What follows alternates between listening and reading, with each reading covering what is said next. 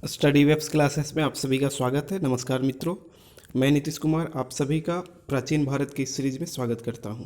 दोस्तों, यह Lucent objective जो टारगेट चल रहा है प्राचीन भारत का, उसका यह छठा वीडियो है और इसमें हम लोग मौर्योत्तर काल के बारे में जानेंगे। ये जो वीडियो अभी जो सीरीज वीडियो का जो सीरीज चल रहा है प्राचीन भारत का दोस्तों, यह बीपीएससी, बिहार दरोगा, बिहार एसएससी और जितने भी रेलवे और एनटीपीसी वगैरह का जो भी एग्ज़ाम होता है एसएससी का, सबके लिए बहुत ही इंपॉर्टेंट है। तो इसको ध्यान से पढ़िएगा और ऑब्जेक्टिव क्वेश्चन को हम लोग करेंगे, तो जिसके अंतर्गत हम लोग टोटल 1200 प्रश्न करने वाले हैं। तो आज का जो टॉपिक है दोस्तों, वो है मौर्योत्तर काल। जो मौर्योत्तर काल है, मौर्य काल के बाद आया था मौर्योत्तर काल, और इसके अंतर्गत दो तरह के शासक हुए थे, दो तरह के राजवंश बने थे। एक तो था देसी शासक, जिसके अंतर्गत शुंग वंश था, कर्ण वंश था, सातवाहन वंश था और चेदी वंश था। तो ये चार वंशों को मेन रूप से इसमें पढ़ा जाता है। और दूसरा जो एक कैटेगरी था वो विदेशी आक्रमणकारियों का था, यानी विदेशी आक्रमणकारी आए थे भारत में, आक्रमण किए उत्तर पश्चिम सीमा पर पाकिस्तान के साइड से, और यहाँ के कुछ क्षेत्रों को जीत लिया और यहाँ पे राज्य स्थापित कर लिया था। उनका जो क्रम था दोस्तों, वो सबसे पहले शक आए थे, सॉरी दोस्तों, सबसे पहले आए थे पार्थियन या हिंद यूनानी, इसके बाद शक आए थे, इसके बाद पल्लव आए थे, इसके बाद कुषाण आए थे। कुषाण का जो शासनकाल है, हम लोग जानते हैं कि उसका जो शासनकाल रहा है वह पर प्रथम शताब्दी में रहा है, ईसा की प्रथम शताब्दी में, जिसके अंतर्गत कनिष्क का सबसे ज़्यादा हम लोग शासनकाल में पढ़ते हैं।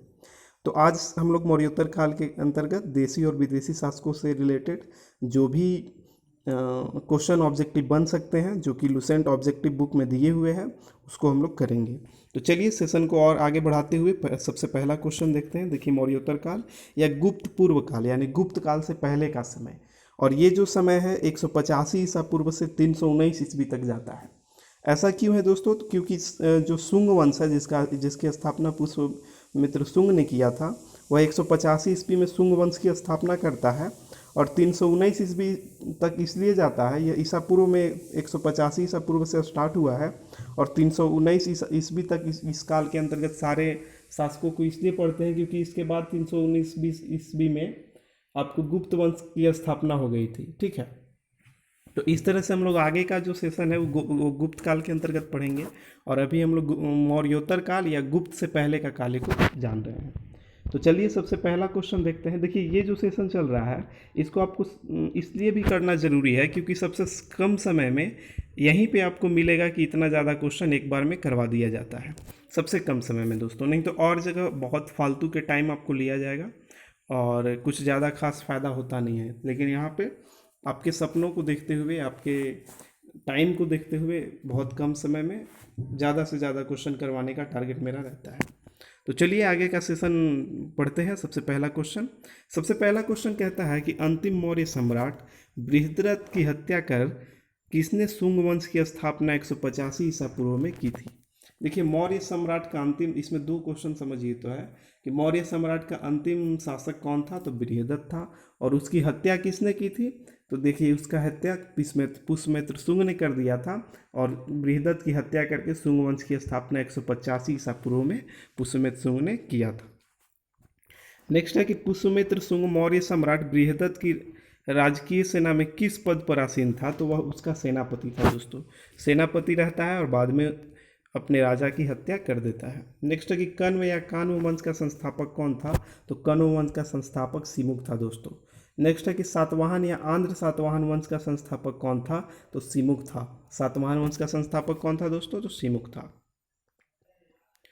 नेक्स्ट है कि सातवाहनों ने पहले स्थानीय अधिकारियों के रूप में किसके साथ में काम किया था? तो सातवाहन पहले मौर्यों के अधीन में स्थानीय अधिकारी के रूप में कार्य किया था दोस्तों।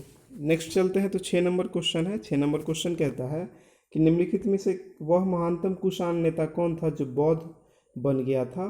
तो कनिष्क था, जो महान शासक रहा है कुषाण वंश का, और ये लास्ट में बौद्ध बन गया था दोस्तों। नेक्स्ट है कि कुषाण काल के दौरान मूर्ति कला की जो गंधार शैली है, निम्नलिखित में से किसका मिश्रण होता है? तो गंधार शैली में दोस्तों आपको भारत और ग्रीक यानी यूनानी शैली का मिश्रण है। तो गांधार शैली किसका मिश्रण है? तो भारत और ग्रीक शैली का। 8 नंबर क्वेश्चन की ओर चलते हैं दोस्तों।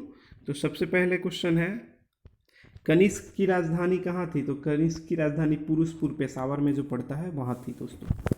पुरुषपुर निम्नलिखित में से उसका दूसरा नाम क्या है? तो दूसरा नाम पुरुषपुर का जो है दोस्तों पेशावर है। नेक्स्ट है कि चरक किसके राज चिकित्सक थे? तो कनिष्क के राज चिकित्सक चरक रहे हैं दोस्तों। नेक्स्ट अगर हम लोग चलते हैं तो बोला है कि तक्षशिला के प्रसिद्ध स्थल होने का कारण था, तो गंधार कला की वजह से तक्षशिला जो है बहुत ज़्यादा प्रसिद्ध स्थल था। किसके वजह से? तो गंधार कला की वजह से। नेक्स्ट है कि भारत में सर्वप्रथम स्वर्ण मुद्राएं चलाई थी। तो स्वर्ण मुद्रा जो है इंडो बैक्टीरियाई शासक जो थे, हिंद यूनानी शासक, उन्होंने सबसे पहले भारत में स्वर्ण यानी सोने के सिक्के जारी किए थे दोस्तों। नेक्स्ट है कि किस संग्रहालय में कुषाणकालीन मूर्तियों का संग्रह अधिक मात्रा में मिलता है?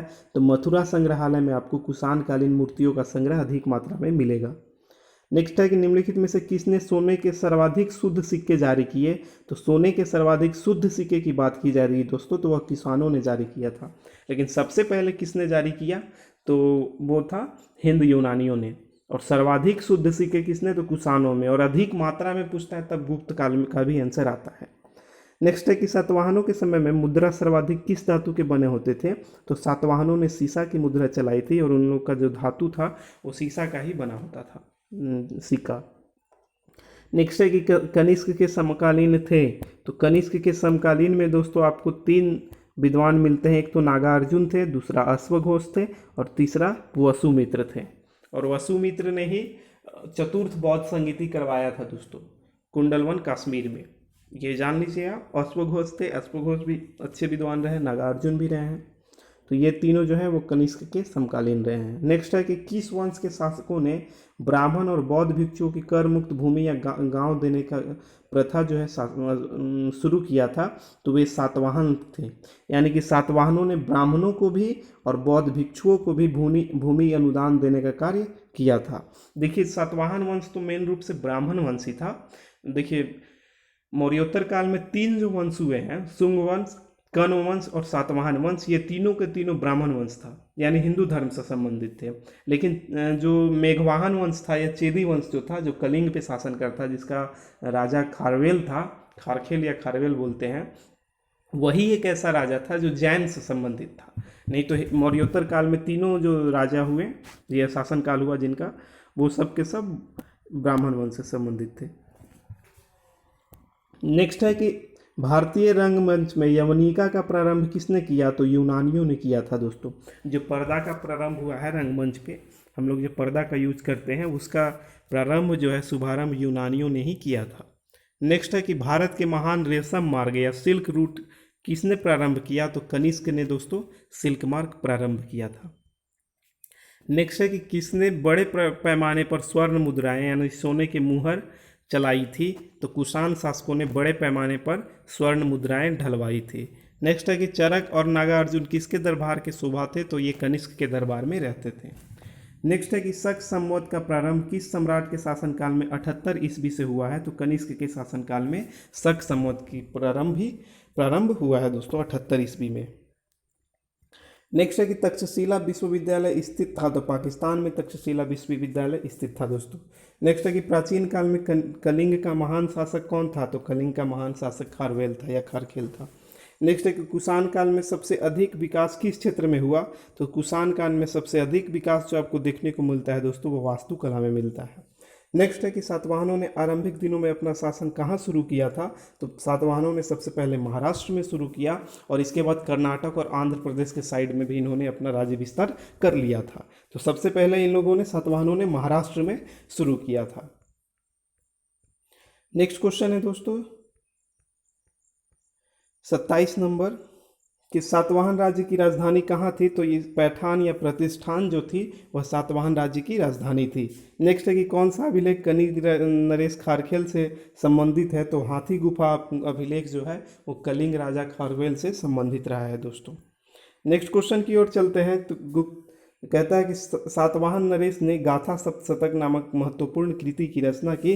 तो हाल ने गाथा सप्तशतक की रचना की थी और ये सातवाहन वंश का एक प्रतापी शासक रहा है दोस्तों। नेक्स्ट है कि सातवाहन शासकों की राजकीय भाषा क्या थी? तो उन लोगों की भाषा प्राकृत थी और लिपि पूछा जाए तो वो ब्राह्मी लिपि थी दोस्तों। नेक्स्ट क्वेश्चन कहता है कि वंशों का विचार कीजिए और सही कालानुक्रम स्थापित कीजिए। तो सबसे पहले देखिए दोस्तों, सबसे पहले शुंग काल आता है, पुष्यमित्र शुंग। इसके बाद सातवाहन आएगा, इसके बाद गुप्त आएगा। देखिए गुप्त के पहले के ये दोनों गुप्त पूर्व काल के हैं, शुंग काल और सातवाहन जो है वंश। लेकिन गुप्त आता है, गुप्त के बाद चोल वंश आता है। तो इस तरह से ये आपका क्रम है, गुप्त के बाद चोल आएगा। नेक्स्ट है कि मौर्य साम्राज्य के ध्वंस के पश्चात कई आक्रमणकारियों की श्रृंखला रही। भारत पर सबसे पहले आक्रमण करने वाले कौन थे? तो बैक्टीरियन या ग्रीक, जो ग्रीक के लोग थे वो सबसे पहले भारत पर आक्रमण किए थे। नेक्स्ट है शासक और उनका कुछ उपाधि दिया गया है दोस्तों, जिसमें अशोक को प्रियदर्शी के नाम से जाना जाता है। अशोक का जो उपाधि था वो प्रियदर्शी दिया गया था। कनिष्क को देवपुत्र कहा जाता है। देवपुत्र किसको कहा जाता है दोस्तों? तो कनिष्क को देवपुत्र कहा जाता है। इसके अलावा खारवेल को कलिंग चक्रवर्ती के नाम से जाना जाता है। खारवेल को किस नाम से जाना जाएगा? कलिंग चक्रवर्ती के नाम से खारवेल को जाना जाएगा दोस्तों। इसके अलावा अगर देखा जाए तो आपको खारवेल, कलिंग चक्रवर्ती हो गया, और कुमारगुप्त जो है वो महेंद्रादित्य है। महेंद्रादित्य किसका नाम है? तो कुमारदित्य का, कुमारगुप्त का महेंद्रादित्य। तो इस तरह से शासक और उनका उपाधि है। फिर से एक बार देख लेते हैं हम लोग। अशोक, तो अशोक को प्रियदर्शी बोला जाएगा। कनिष्क, तो कनिष्क को देवपुत्र कहा जाएगा। खारवेल, तो खारवेल को कलिंग चक्रवर्ती कहा जाएगा क्योंकि यह कलिंग का शासक था। और कुमारगुप्त, कुमारगुप्त को महेंद्रादित्य बोला जाएगा। नेक्स्ट चलते हैं। तो विक्रम संवत कब स्थापित हुआ था? तो विक्रम संवत जो है वो 58 ईसाई पूर्व में स्थापित हुआ था। और ये इसलिए चला था विक्रम संवत दोस्तों क्योंकि एक उज्जैन का स्थानीय राजा था जिसने शकों को भारत से खदेड़ दिया था, और इसी उपलक्ष्य में शक विक्रम संवत जो है चलाया गया था। और इसी को, सॉरी दोस्तों, इसको यहीं तक जान लीजिए आप लोग, विक्रम संवत 58 ईसा पूर्व में जाना गया है। इसका नेक्स्ट क्वेश्चन है कि संवत्स और इसके समय किस समय में गणना शुरू हुआ, यानी संवत जो है किस समय में चालू हुआ? तो विक्रम संवत 58 ईसा पूर्व, इसके बाद शक संवत तो 78 ईस्वी, इसके बाद गुप्त संवत तो 320 ईस्वी, और इसके बाद कली संवत तो 3102 ईसा पूर्व। ये सबसे बड़ा इंपॉर्टेंट है दोस्तों, कली संवत। ये जो चला है 3102 ईसा पूर्व में चला है कली संवत, तो ये इम्पोर्टेंट था। नेक्स्ट हम लोग चलते हैं। मौर्यों के बाद दक्षिण भारत में सबसे प्रभावशाली राज्य कौन रहा? तो मौर्य के बाद दक्षिण भारत में सबसे प्रभावशाली जो हुए वो सातवाहन हुए हैं दोस्तों। नेक्स्ट है कि बुद्ध की खड़ी प्रतिमा निम्नलिखित में से किस काल में बनाई गई? तो कुषाण काल में जो है बुद्ध की खड़ी प्रतिमा का निर्माण किया गया था। ऐसे मुख्य रूप से बुद्ध का जो प्रतिमा होता है वो बैठी हुई मुद्रा में ही आप देखेंगे, लेकिन बुद्ध की खड़ी प्रतिमा की बात की जाए तो कुषाण काल में बनाया गया है। नेक्स्ट है कि शुंग वंश के बाद किस वंश का भारत पर राज्य किया? तो शुंग के बाद कण्व आया था दोस्तों। शुंग के बाद कण्व आया, कण्व के बाद सातवाहन आया। नेक्स्ट है कि किस चीनी जनरल ने कनिष्क को हराया था? तो चीनी का जो था एक जनरल वो था पेन चाओ। तो पेन चाओ ने कनिष्क को हरा दिया था। ये इंपॉर्टेंट क्वेश्चन है, इसको आप जान लीजिए कि कनिष्क को भी एक राजा ने हराया था जो कि चीन का था, और चीन का वह जनरल था, राजा भी नहीं। राजा का कोई राजदूत रहा होगा या कोई राज्यपाल रहा होगा जो कि जिसका नाम पेन चाओ रहा, और उसने ही कनिष्क को हराया था दोस्तों।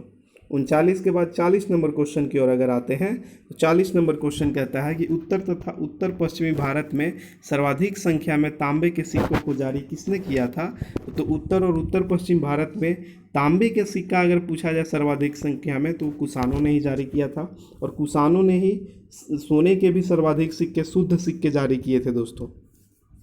नेक्स्ट है कि कुषाण फारस की खाड़ी और लाल सागर से होकर व्यापार करते थे। ये बात सही है दोस्तों, लेकिन दूसरा उसकी सुसंगठित नौसेना उच्च कोटि की थी। नहीं दोस्तों, कुषाणों की जो सेना थी वो नौसेना नहीं थी उनके पास उतना बढ़िया, लेकिन हाँ कुषाण फारस की खाड़ी और लाल सागर से होकर व्यापार किया करते थे। नेक्स्ट क्वेश्चन की ओर चलते हैं। तो जो कला या शैली भारतीय और ग्रीक यूनानी शैली का मिश्रण मिलता है वो गंधार कला में मिलता है, ये हमने पहले भी देखा। कनिष्क बौद्ध धर्म की कौन सी शाखा का अनुयायी था जिसका प्रसार उसने मध्य एशिया और सुदूर पूर्व में किया? तो महायान शाखा से संबंधित था कनिष्क दोस्तों। नेक्स्ट अगर हम लोग चलते हैं तो 44 नंबर क्वेश्चन है कि कनिष्क के शासनकाल की सर्वाधिक महत्वपूर्ण घटना कौन सी रही? तो चतुर्थ बौद्ध संगीति जो है उसी के साम्राज्य में हुआ। बाकी जैन धर्म का पुनरुद्धार नहीं हुआ था दोस्तों, गांधार शैली का विकास उसके पहले हो चुका था।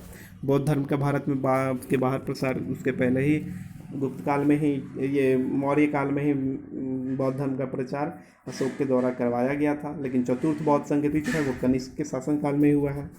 नेक्स्ट है कि प्राचीन भारत का महान व्याकरण जो पतंजलि व्याकरण, पतंजलि किसका समकालीन था? तो पतंजलि जो है वो पुष्यमित्र शुंग के समकालीन थे और उसी के राजपुरोहित रहे हैं पतंजलि। नेक्स्ट है कि सर्वप्रथम भारत में विशुद्ध संस्कृत भाषा में लंबा अभिलेख किस राजा द्वारा जारी किया गया था? तो शक राजा जो रुद्रदामन प्रथम थे, उन्होंने सबसे पहले संस्कृत भाषा में एक लंबा अभिलेख लिखवाया था, शक राजा रुद्रदामन प्रथम। नेक्स्ट है दोस्तों, किस राजा के शासनकाल में ईसाई धर्म प्रचारक सेंट थॉमस जो है वो भारत आया था? तो गोंदो फिरनस के शासनकाल में, गोंदो फिरनस के शासनकाल में ईसाई प्रचारक सेंट थॉमस जो है वो भारत आया था। किसके शासनकाल में? तो गोंदो फिरनस। नेक्स्ट है कि किस कुषाण शासक ने सर्वप्रथम स्वर्ण मुद्राएं जारी की? तो कडफिसस, कुजुल कडफिसस द्वितीय जो था उसने सबसे पहले, कुषाण शासक था जिसने सबसे पहले स्वर्ण मुद्राएं जारी की थी, कडफिसस द्वितीय। किस वंश के शासक को क्षत्रप प्रणाली प्रयोग किया था? तो शकों ने सबसे पहले क्षत्रप प्रणाली का प्रयोग किया था दोस्तों। नेक्स्ट है कि त्रादाता यानी मुक्तिदाता की उपाधि किस वंश के शासकों ने धारण किया था? तो शक शासकों ने मुक्तिदाता की उपाधि जो है धारण किया था दोस्तों। यानी कि त्रादाता यानी मुक्तिदाता की उपाधि जो है शकों ने के शासनकाल में शक राजा ही धारण किए थे। नेक्स्ट है कि प्राचीन काल के भारत पर आक्रमणों के संबंध में कौन सा सही कालानुक्रम है? तो हिंद यूनानी, शक और फिर कुषाण आए थे। इसमें पल्लव होता तो शक के बाद पल्लव फिर कुषाण होते दोस्तों। नेक्स्ट है कि भारत के प्रथम बार सैनिक शासन मिलिट्री गवर्नशिप जो है व्यवहार में लाया गया तो किनके द्वारा? तो ग्रीकों द्वारा, यानी हिंद यूनानियों द्वारा, इंडो ग्रीक के द्वारा सबसे पहले सैनिक शासन व्यवहार में लाया गया दोस्तों। ये इंपॉर्टेंट क्वेश्चन है क्योंकि सबसे प्रथम बार सैनिक शासन की बात कर रहा है तो ग्रीकों के द्वारा आया है, इंडो ग्रीक के द्वारा आया है। नेक्स्ट है कि ईसा पूर्व दूसरी सदी के प्रारंभ में उत्तरी अफगानिस्तान में स्थापित भारतीय यूनानी राज्य कौन सा था? तो बैक्टीरियाई था दोस्तों। यानी कि ईसा पूर्व दूसरी सदी के प्रारंभ में अफगानिस्तान, जो उत्तरी अफगानिस्तान है, उसमें स्थापित जो भारत और यूनानी का जो राज था, दोनों का मिश्रण, वह बैक्टीरियाई था दोस्तों। 54 नंबर क्वेश्चन देखते हैं कि चार धातुओं में सोना, चांदी, तांबा और सीसा के मिश्रण से बनने वाले सिक्का क्या कहा जाता था? तो कसारपन कहा जाता था दोस्तों। यानी कि साहित्य में जो चार धातुओं से मिलकर जो बना होता था सिक्का, उन्हें कसारपन बोला जाता था और उनका मिश्रण सोना, चांदी, तांबा और सीसा से मिलाकर होता था। नेक्स्ट है कि सर्वप्रथम रोम के साथ किस लोगों का व्यवहार प्रारंभ हुआ था? तो तमिलों और चेरों ने सबसे पहले रोम के साथ संपर्क स्थापित किया था। किन्होंने दोस्तों? तमिल और चेर शासकों ने सबसे पहले रोम के साथ व्यवहार स्थापित किया था। तो नेक्स्ट क्वेश्चन की ओर चलते हैं हम लोग दोस्तों। 56 नंबर क्वेश्चन है। क्वेश्चन कहता है कि मौर्योत्तरकालीन प्रमुख बंदरगाह कौन हैं? तो कौन में असत्य कौन है? तो कोचीन जो है वो मौर्योत्तर काल में बंदरगाह नहीं था दोस्तों। बाकी कौन था?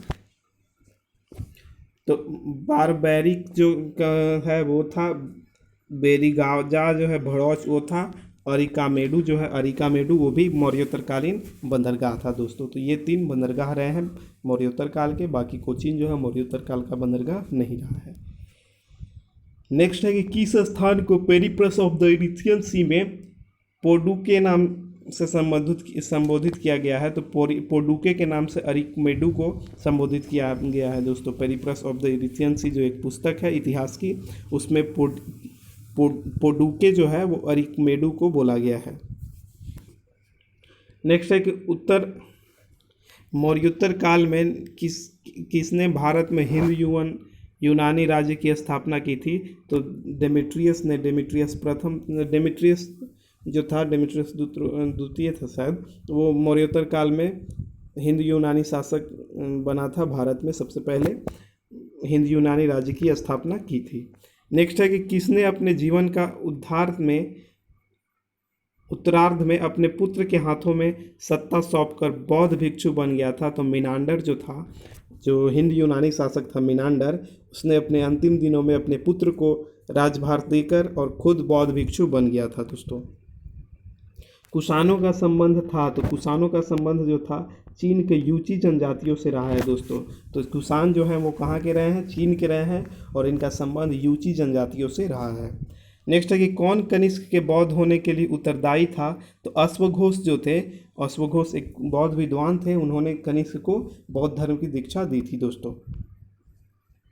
नेक्स्ट है कि इंडो ग्रीक, तो इंडो ग्रीक हिंद यवन बोलते हैं इनको। शक, तो इस साथियन के नाम से भी जाने जाते हैं। और पार्थो, तो पार्थो के पहलव के नाम से जाने जाते हैं ये लोग। नेक्स्ट है कि राज्य और उनकी राजधानी दी गई है। तो शुंग काल की राजधानी विदिशा थी, चेदी का कलिंग था, सातवाहन के प्रतिष्ठान या पैठान था, और कुषाण के पुरुषपुर पेशावर में था दोस्तों। नेक्स्ट है कि रोमन साम्राज्य के अनुसार किस वंश के शासकों ने कैसर या सीजर की उपाधि ग्रहण की। तो कुषाण वंश के शासकों ने कैसर या सीजर की उपाधि धारण की थी, और ये बात रोमन साम्राज्य के अनुसार है दोस्तों। किसका निर्माण शुंग काल में हुआ है। तो शुंग काल में भरहुत स्तूप का निर्माण हुआ था दोस्तों। ठीक है, ये पुष्यमित्र शुंग ने ही भरहुत स्तूप का निर्माण करवाया था। ऐसा कहा जाता है कि पुष्यमित्र शुंग, जो कि शुंग वंश का संस्थापक था, उसने अशोक के स्थापित 84,000 स्तूपों को तोड़वाया था। लेकिन अगर कहा जाए कि भरहुत स्तूप को किसने बनवाया था, तो भरहुत स्तूप को बनवाने का कार्य पुष्यमित्र शुंग ने खुद किया था दोस्तों। नेक्स्ट है कि सातवाहन नरेश हाल के समकालीन गुणाढ़ ने किस प्राकृतिक ग्रंथ की रचना की थी।